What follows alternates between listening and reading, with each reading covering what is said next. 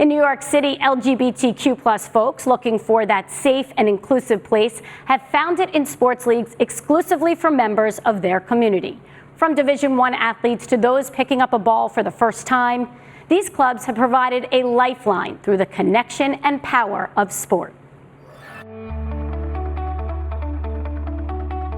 The Ramblers were founded in the mid-'80s. Our club is the first gay soccer club in the world. We had a letter go out into the newspaper that was asking gay athletes to come play in the Rambles in Central Park, and that's pretty much where we got our name.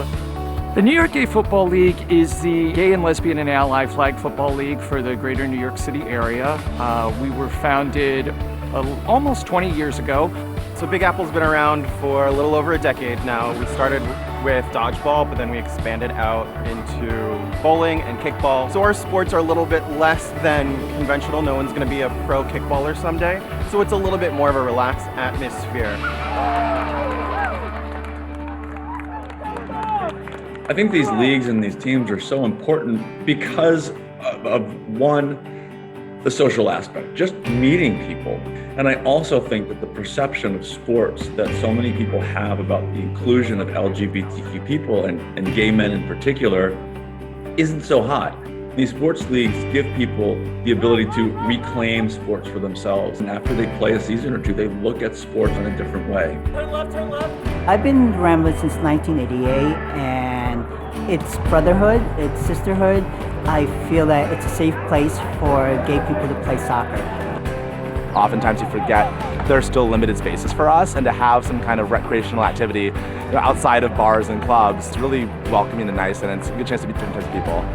Meeting people at a bar is like a weird kind of vibe because you go talk to someone and it's like not like I want to be your friend and get to know you. It's like maybe a little presumptuous of what that is, whereas here we're just like playing a sport and then like getting to know people on the side and just hanging out. Before I joined Big Apple Kickball, I had 4 or 5 close friends in New York City. And after a year, I'd say I have 40, 50 maybe. I think an important thing about queer sports leagues is that they are more often than not incredibly welcoming. Having a space has been very important for a lot of people, a place where they can come out and, partake in something that's ultimately kind of as silly as kickball, but it's great because it feels like a safe space for us to do that together. I grew up a bigger guy. I never played football a day in my life before that, and I thought it'd be a good idea to challenge myself, and it's been one of the best things I've ever done. I think it's definitely helped me like grow as an athlete, and I think it's made me a little bit more outgoing. I just feel more comfortable in my own skin. So as someone who is not a natural-born athlete at all, I think it's important to remember that, that the challenge is kind of part of the fun of it. Everyone touched the football. Everyone scored a touchdown over the course of the season, and it wasn't charity. I think that is such an important part of the game. I never felt comfortable really coming out. All my friends were straight, but it just didn't feel like I could come out and be myself. There was no role models for that. So I didn't know what it was like to be a gay soccer player.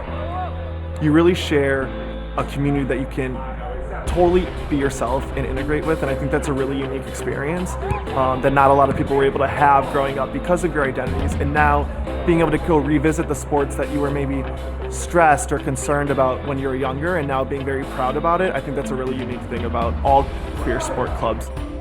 For people who don't have family that have been as accepting of being gay or lesbian or bisexual, this becomes your chosen family. This league has helped me personally in that I never felt encouraged in the sports arena. I always felt less than. I always felt discouraged, quite honestly.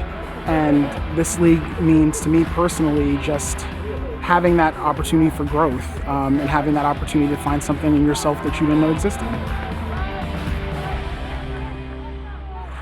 Our thanks to New York Gay Football, Big Apple Kickball, and Rambler Soccer for sharing their stories with us. And who doesn't love kickball?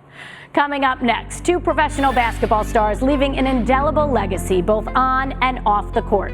When We Need to Talk, presented by Ford, continues.